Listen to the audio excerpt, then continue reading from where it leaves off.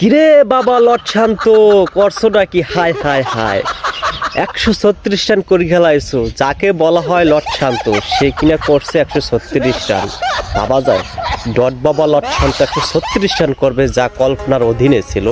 আমি কখনো বিশ্বাস করি নাই, কল্পনা করি নাই যে লট শান্ত 136 রান করব। ইভেন লট শান্ত নিজেও জানে না যে আজকের ম্যাচে 136 রান করবে।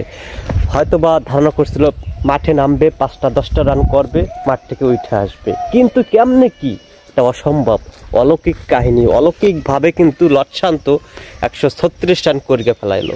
আমার মনে হয় লট শান্তর সেরা যে ইনিংসটা হবে সেটা আজকের ম্যাচেই হতে চলেছে। হতে পারে আজকের ম্যাচে লট শান্ত তার কেরিয়ারের সব থেকে সেরা ইনিংসটা খেলবে এবং 200 রানও করে ফেলতে পারে লট শান্ত। লট শান্ত এত পরিবর্তন কিভাবে হলো? আপনারা জানেন লট শান্তকে টেস্ট দলের অধিনায়ক 1 বছরের জন্য ধার্য করা হয়েছে। সে প্রথম ম্যাচেই লট শান্ত নিজেকে যোগ্যভাবে প্রমাণ করলো। লট শান্ত আসলেই বিগ মানের একজন ব্যাটসম্যান, যা যে ম্যাচে টিকে সে ম্যাচে সে তার প্রমাণ রাখে।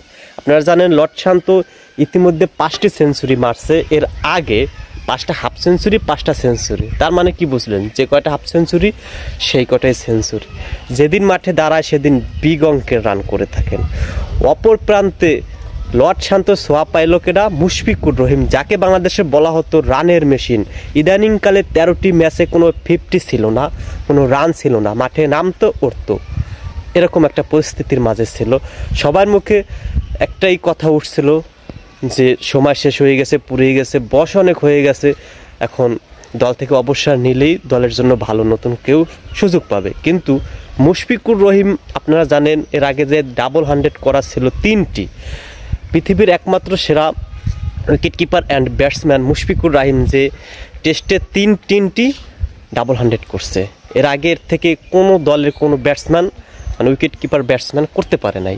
সেক্ষেত্রে মুশফিকুর রহিম বিশ্বের অনন্য রেকর্ড অর্জন করছে এবং বাংলাদেশের সব থেকে বেশি রান 219 রান নট আউটে মুশফিকুর রহিমই করছে।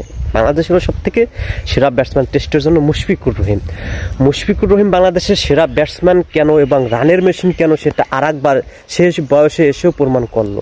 38-39 বছর বয়সে এসেও মুশফিকুর রহিমের জন্য বিশেষ শুভকামনা। মুশফিকুর রহিম মনে হয় 105 রান করছে। এই ম্যাচটা যেহেতু হাতে বিগ সময় আছে, উইকেটও হাতে অনেক আছে, ম্যাচটা অনেক বড় করার দরকার। মুশফিকুর রহিমের শেষ বয়সে ক্যারিয়ারটা একটু বড় করে নিক। অপরদিকে লট শান্ত ওরফে শান্ত, নাজমুল হোসেন শান্ত, তিনি কিন্তু যদি এই ম্যাচটায় বিগ অঙ্কের একটা রান করতে পারে তাহলে নেক্সট যে ম্যাচগুলো খেলবে সেই ম্যাচগুলোতে তার এই ম্যাচের রান মানে অনুপ্রেরণা হবে পরের ম্যাচে ভালো করার জন্য। তাই দুজনের প্রতি রইল বাংলাদেশের সকল মানুষের পক্ষ থেকে, হেটার্স এবং লাভলি অডিয়েন্সের সকলের পক্ষ থেকে তাদের দুজনের জন্য শুভকামনা। শুভ হোক।